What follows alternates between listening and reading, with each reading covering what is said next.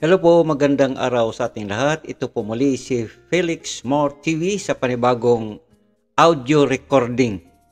Ito'y tunog lamang na galing sa cassette tape recorder na nakarecord ito ang audio sound nito galing sa programang Don Manolo and His Genius Family. Ito po'y programang laging nandoon sa noong araw is DCWB 594 kHz. So, ibig sabihin, ito'y broadcast lamang galing sa AM radio na ating pong na-record via tape recorder way back 1980s. Yan. So, dito marinig natin mga kababayan ang mga presko pa na mga boses ng mga mangangaral ditong nagsama-sama sa programa ni Don Manolo. At isa na po dyan si Brother Eli. Yan, si Brother Eli po kasi ay isa sa mga tagapagsalita doon sa programa na yang Genius Family. Ang Genius Family is acronym po yan, hindi po yan ibig sabihin na Genius Family. Ibig sabihin mga henyo na nga po yung mga nandoon sa programa ni Don Manolo Pabis. Alright? Sa audio sound na ito, mga kababayan, na ating pong na-record via cassette tape, ang pinag-uusapan po dito ay tungkol po sa pagsamba ng araw ng Sabado. At dito po na isali na po ang paniwalang ukol doon sa mga Seventh-day Adventist na siyempre sila po ay naniniwala na araw ng Sabado ang araw ng pagsamba. So ano man yan mga kababayan, ay kayo na po ang humatol.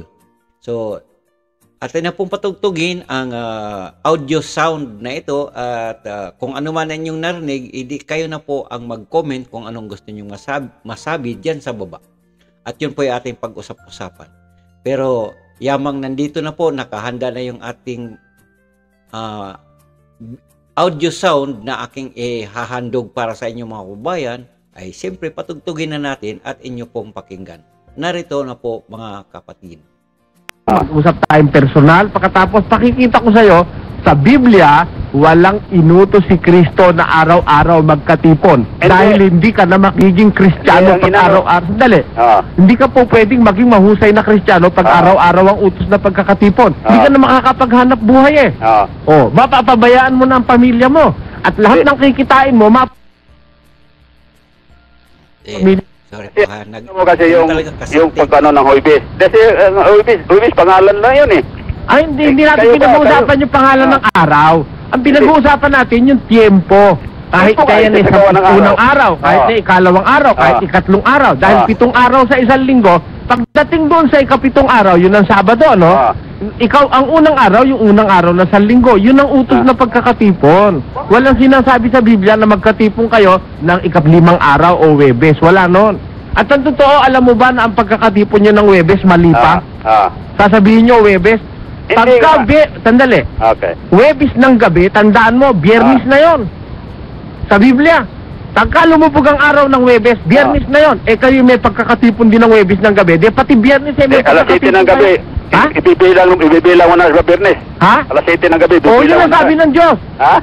Yun ang sabi ng Biblia. Pag lubog ng araw, ibang araw na yon. Kaya pagka lumubog ang araw ng Huwebes, Biyernes na yon. Kaya alam mo, ang pagkakatipon ng Iglesia ni Cristo, sasabihin ko sa'yo, Linggo, may pagkakatipon kayo.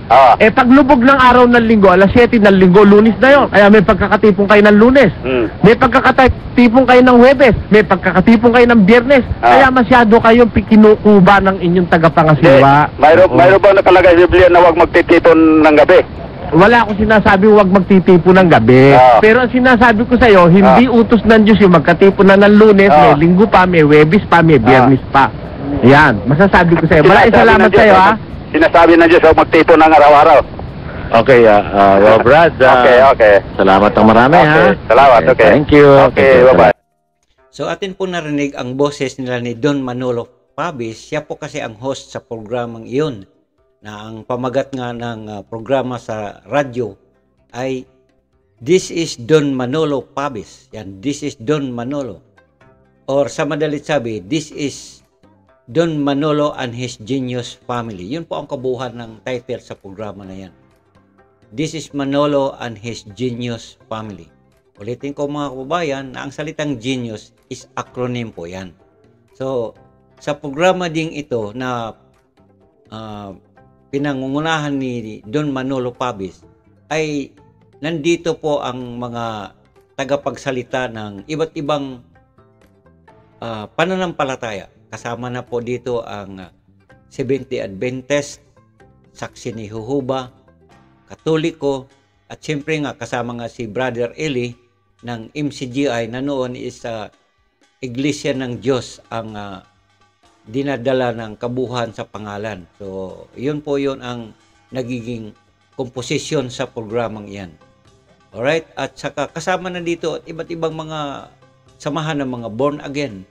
So, dito, sa audio na to, atin pong maririnig ang karamihan sa nagsasalita, si Brother Eli, kasi siyempre, edited na po ito ang sound nito at inalis ko na yung mga ibang hindi naman kasali sa ating mga pag-uusapan. Dahil siyempre, AM radio, natural, nandyan yung mga patalastas, mga tawag, kung ano pa man. So, para magiging dire-diretso yung ating mga mapakinggang ayon sa ating paksang pinag-uusapan, na dito is patungkol po sa araw ng Sabado. At narinig natin yung unang tumawag, yun po ay isang member ng Samahang Iglesia ni Cristo. Yan. So dito naman mga kababayan, tandaan natin, dahil programa ito sa AM radio, ito po is open po to sa mga taong tumatawag na nakikinig sa labas. Tinatanggap ni Don Manolo Pabis ang tawag sa labas at sinasagot. Kung ano man ang katanungan, sinasagot din naman ng mga taong kasama-kasama ni Brother Eli at siyempre at marami pang iba sa pangunguna po nga ni Don Manolo Pabis. At dito atin pong matutunghayan kung ano-ano ang mga nagiging katanungan na itinatanong baya sa telepono lamang na nakikinig din naman sa labas.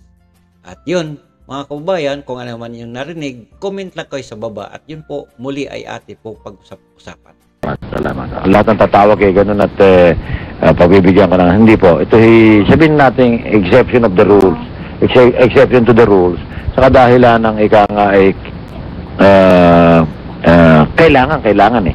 Kailangan malaman po ang katotohanan sapagkat humahaba po ang premise, kinakailangan natin may konklusyon na.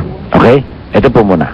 Pagkatapos humiwalay na ho siya dahil sa yun nga, meron akong pagsamba ng huwibis. Sabi noon niya, dati-dati wala. Ay ngayon, meron akong pagsamba ng huwibis, kaya humiwalay siya. Kaya ang tinatanong ko sa kanya ngayon, sa kanya ho ba, pinapaniwalaan niya yung mga doktrina ng Iglesia ni Cristo, na si Cristo ay tao, kaya yung ibang doktrina, pinapaniwalaan ho ba niya yun? Kaya lang ho ba siya umalis dahil sa yun, sa may nidagdag na pagsambang huwibis? Tatanong natin mamaya, ha? Oo, tatanong natin. Salamat po. Hanggang sa araw ng linggo. Totoo ba yun? Tatanong natin, ha? Okay. Dito na tayo sa kabila. Hello? Hello? Hello. Magandang gabi ho, Brother Sadiano. Ang Brother Manolo. Oo. Magtatanong lang po ako. Masama dating ng kuwan, ha? Ang mahirap kopyahin, ha? Pero go ahead. Sige po. Dalawa kayo, medyo malayo siguro. Sige po. Ang tatanong ko lang ganito. Gusto ko lang sanang makuha ang reaksyon ng bawat isa. Pwede. Na yun ang pang Sabado. Talaga bang yun eh, ang Sabat nga ba talaga yung Sabado? Salamat po. Okay.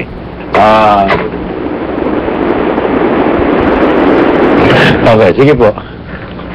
Alam po ninyo yan sa tungkol sa Sabado. Yung Sabat, hindi po totoo na yung Sabat Sabado. Ang totoo, sa Israel po, ang Sabat marami. At ang kahulugan po ng Sabat ay pamamahinga. Ngayon, marami pong mga Sabat na ipinagdiriwang ang Israel. Halimbawa po yung ikapitong araw, isa yan sa mga Sabat. Yung ikapitong taon, ikapitong buwan, ikapitumpung pito. Yun is 7 ikapito at pito, 7 times 7, 49 years. On the 50th year, yun po yung Sabat Jubileo yun, isang dakilang Sabat yun sa mga Hudyo. Kaya po, maraming Sabat sa mga Hudyo. At yan pangingili ng Sabat, yan po'y tipan ng Diyos, hindi para sa Pilipino. Pakinggan nyo, babasahin ko rito sandali sa isang talata ng Isaias o ng Exodo, Kapitulo 31, versikulo 14. Itaas po natin sa 13 o sa 12 na. At ang Panginoon ay nagsalita kay Moises na sinasabi, salitain mo rin naman sa mga anak ni Israel na iyong sabihin, katotohanang ipangingili ninyo ang aking mga Sabat. O de marami ano po. Sapagkat isang tanda sa akin at sa inyo sa buong panahon ng inyong mga lahi, upang inyong makilala na ako ang Panginoon na nagpapabanal sa inyo. Inyong ipangingili ng Sabat nga, sapagkat ay pangilin sa inyo, bawat lumapastangan ay walang pagsalang papatayin, sapagkat sino mang gumawa ng anumang gawa sa araw na yaon, ay ihihiwalay ang taong yan sa kanyang bayan. Pagkatapos, 6 na araw na gagawin ang gawain, dadapwat ang ikapitong araw ay Sabas, na takdang kapahingahan, pangilin sa Panginoon. Sino mang gumawa ng anumang gawa sa araw na ng Sabat ay walang pagsalang papatayin. Kaya, ang mga anak ni Israel ay mangingili ng Sabat, tutuparin ng Sabat sa buong panahon ng kanilang lahi na pinakapalaging tipan. O nakuha niyo ang paliwanag sa Biblia, ito po'y ang Sabat ang wika'y tutuparin ng mga anak ni Israel sa buong panahon ng kanilang lahi na pinakapalaging tipan. Kaya po ang Sabat, yan ay batas para sa Israel. Hindi po yan batas sa panahong Kristiyano. Kaya nga pagdating ng ating Panginoon Kristo, hindi niya na po sinunod yung kagaya ng pagsunod ng Israel sa Sabat na hindi gagawa ng anumang gawa.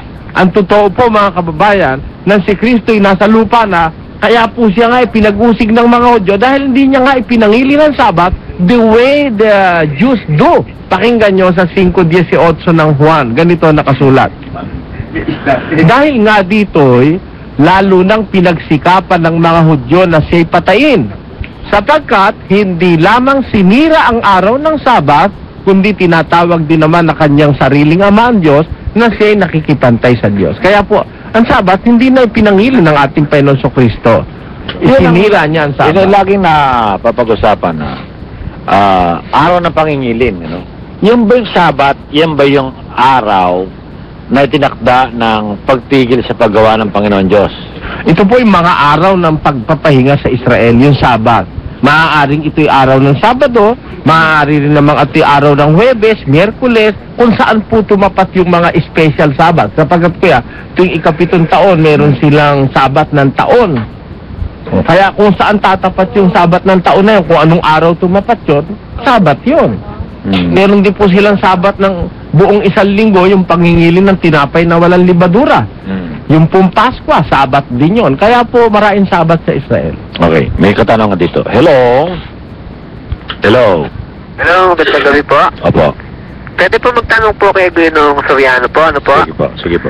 Ano po ba yung natitirang Sabat po sa Bagong Tipan? Ano ang natitirang Sabat sa Bagong Tipan? Opo. Sige, tatanong po natin, no? Okay po. Ginoong Soriano, meron po. Narito po yan sa Hebreo, Kapitulo 4 at versikulo 9. Kapatid, pakinggan mo kung pwede, sundan mo sa Biblia ang aking babasahin. Ito'y nasa 9. May natitira pa ang isang pamamahingang Sabat ukol sa bayan ng Diyos. Ito ang pakahulugan po ng mga Sabadista, inalis na raw lahat yung Sabat, ang itinara na lang yung sa araw ng Sabado. Yun po'y maling interpretasyon, sapagkat kung papansin ninyo, ang nakasulat dito, may natitira pa ngang isang singular o walang kasama, isang pamamahingang Sabat na ukol sa bayan ng Diyos. Ito kaya natitira, kasi dito sa 6, kung ikokoma natin sa 4:6, kaya't yamang may natitira pang ibang dapat magsipasok doon, at ang mga pinangaralan ng una ng mabubuting balita ay hindi nakakapasok dahil sa pagsuay, ay muling nagtangi siya ng isang araw. Ito'y isang araw na tangi. Isang araw lang ito, hindi dalawa. Ang Sabadista, tuwing Sabado'y nangingilin maraming araw na yon. Ito'y isa lang. Itinangi ng Diyos. At itong isang araw na ito, ayon dito sa Hebreo 4:7, ito yung araw na sinasabi kay David. Ito'y araw na hindi literal 24-hour day, kundi ito'y araw na may tinig, na pag narinig nyo ang wika ang kanyang tinig, huwag niyong papagmatigasin na inyong puso. Ito po si Kristo. Si Okay. Kristo'y isang Sabat. Okay. Meron, bago Opo. yung sasabat, may katanungan dito. Hello? Hello? Oo. Magtatanong ako sa kanilang mga mangangaral, sa inyo rin. So yun nga po mga kapatid, atin po natungayan na si Don Manolo Pabis ay marami siyang tinatanggap na tawag mula sa labas. At sa portion or sa bahaging ito ng ating napakinggang audio na mula sa programang This is Manolo and His Genius Family, ito po ay nangyari mga kababayan, ito po ay umiere or napapakinggan ito way back 1980s. Kasi ang video na ito, ako noon kasi kasalukuyan akong nag-record ng mga religious program yan, na kung ano man ang iniisip ko na may pakinabang sa ating mga pananampalataya ay nire-record ko ito way back 1984 pataas na po hanggang 1990, mga ganyan. So kung ating mga pakinggan, mga presko pa po ang mga boses nila ni Don Manolo Pabis, siyempre mga bata pa. So yun po, sa programang sa bahaging ito ng ating napakinggan ay napag-usapan ang tungkol doon sa araw ng Sabat. Kasi siyempre sa mga naniniwala or sa mga nagiging kapanalig ng Seventh-day Adventist, sila po ay palaging nagkakatipon ng araw ng Sabado. So yun po ang aking pinapaliwanag dito. So patuloy po tayo at yun na nga, may tinatanggap uli ang Don Manolo ng mga tawag na galing sa labas at atin po muling pakinggan. At ang nakikinig, limiin na rin ang aking tanong. Na kung sa pamamagitan ng pananampalataya ayon sa kapahayagan ng inyong Panginoon sa Apokalipsis, doon sa 7 kandilero, nakatumbas ng 7 iglesia, na ayon pero sa sumasampalataya kayo sa mga mangangaral. Ng 7 iglesia ngayon, Ano ba tanong nyo? ang tanong ko ang ganito. Kung sa pananampalataya ng 7 iglesia nakasulat sa Apokalipsis sa kapahayagan ng Espiritu ng inyong Panginoon na ang bawat iglesia na inangkupan ng pananagumpay, saan kayo nagtagumpay doon sapagkat sa 7 iglesia, bawat iglesia mayroong nakapatog na gantimpala. Anong Sige. gantimpala ang nasa inyo ngayon dyan, kayong mga Genius Family? Okay, salamat po. Salamat po. Alright, dito tayo sa kabila. Hello? Hello. Opo. Magtatanong ka. Aha. Pakipaliwanag lang ako kasi sabi nila kanina si Kristo pinanganak daw sa ilalim ng kautusan tsaka sa Hudyo. Ngayon, bali, sa sinabi nilang yon, malamang na talagang tiyak pati na nasa ilalim sa kautusan, kailangan yung tuparin yun. Ngayon, sinabi naman nila na sinira daw ni Jesus ang Sabat. Kung gayon, nagkasala po ba siya? Yun lang po. Okay. Alright. Dito tayo sa kabila ulit. Hello? Hello, Brother Manolo, Aha. Brother Bautista. Opo. Kanina napakinggan ko Soriano, binasa yung Juan 5:18. Hindi raw nangili ng Panginoon ng Sabat sapagkat ang sanglay sabi ang mga Hudyo. Ngayon, ang katugtong noon sa 9:16 ng San Juan din. Ang sabi doon ay ang taong ito hindi galing sa Diyos sapagkat hindi nangingili ng Sabat. Ang may salita rin mga Pariseo at mga Hudyo. Ngayon, ang tanong ko po, ang sabi doon, ang taong ito hindi galing sa Diyos sapagkat hindi nangingili ng Sabat. Sino po ba ngayon ang galing sa Diyos? Yung nangingili, yung hindi? Okay, salamat po. Okay. Ang sagot ko po doon sa tanong ninyo, kapatid, ito sabi, ang ilan nga sa mga Pariseo na nagsabi, ang taong ito hindi galing sa Diyos sapagkat hindi nangingili ng Sabat. Ayun. Yun po ang sabi ng mga Hudyo, na kaya raw si Kristo hindi sa Diyos dahil hindi siya nangingili ng Sabat. Alam niyo naman na yung mga Hudyo nangingili ng Sabat, yun eh. O ngayon, kung si Kristo nakita nila hindi nangingili ng Sabat, sabi ng mga Hudyo, hindi raw sa Diyos si Kristo dahil hindi nila nakikitang nangingili ng Sabat si Kristo. Ang katunayan nun, talagang hindi nga nangili ng Sabat si Kristo, kaya nga sinasabi nilang hindi nga sa Diyos. Bakit? Kung kapareho sana nila si Kristo nangingili ng Sabat, di magkakasundo sila. Ayan, yun ang sagot ko sa iyo, kapatid.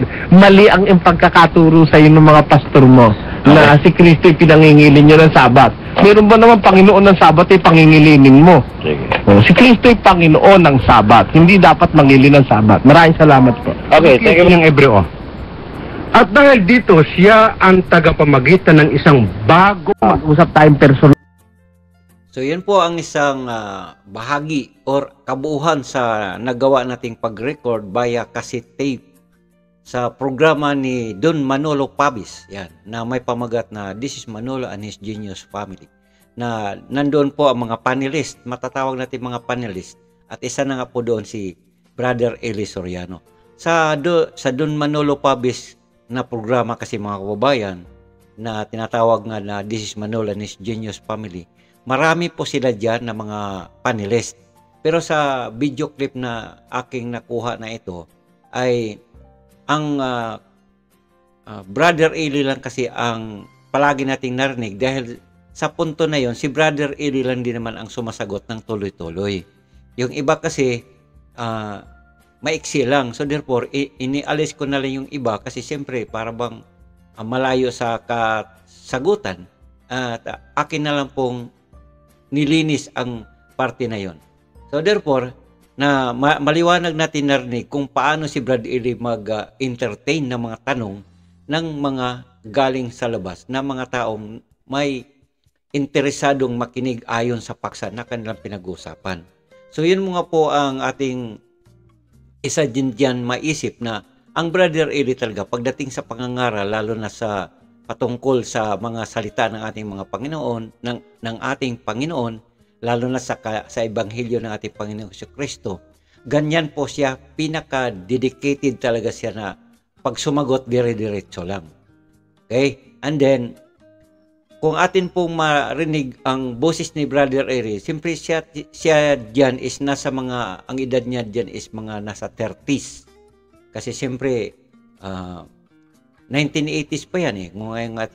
Kung ating ngayong isipin sa taong ito, 2024, natural eh, medyo ano na nga siya, nasa senior citizen na rin matatawag. So, ito na po ay isang maituturing natin na mga nasabi nga nila is the legacy of Brother Eli. So, ganyan po si Brother Eli mag-entertain ng mga taong nagtatanong na yan na may hindi kayang gawin ng ibang mga pastor, ministro, ebanghelista dyan na nangangaral ng mga kagaya nito. Kasi ang iba dyan, may sasagutin mang tanong is scripted ang karamihan. Alright? So, si Brother Eli, pag sumagot, impronto. Talagang kung ano dyan, diretso na, walang harang-harang. Ganun po yan mga kubay. So, yun, ayon sa ating napakinggang audio sound mga kababayan, na mga pag-uusap nila ni Brother Eli at saka sa mga taong nagtatanong mula sa mga nakikinig na mga caller sa programa ni Don Manolo Pabis and His Genius Family, ay kung ano man ang inyong mga naintindihan doon or ano man ang inyong pwedeng iambag doon, bahala na kayong mag-comment sa baba. At yun, karagdagan natin pag-usap-usapan ang mga bagay na yan. Sa mga nag-i-inquire kung ano ito o ano yan, eh siguro naman ayon sa aking makakaya, magsishare din ako ng aking mga nalalaman. So kung inyong nagustuhan ang ating inilahad na panibagong video na ito mga kababayan, eh please like and share lang po sa ating video mga kababayan, para naman sa ganun isa parte pa doon at magkasama-sama pa tayo sa panibagong video na aking gagawin, na aking ihain para sa inyo. Alright mga kababayan, shout out po sa lahat ng mga sa lahat ng member of Church of God International. Yan mga kababayan. Sa Iglesia ng Diyos kay Kristo Jesus, haligi at saligan ng katotohanan. Yun po ang isa dyan sa pangalan na siyang nakasanayan way back mga panahon pa noong 1980s. Alright, so sa ating mga kapatiran dyan, magandang gabi sa inyong lahat dyan, magandang araw, at hanggang dito na lang po ang video natin ito. Salamat and bye-bye na po.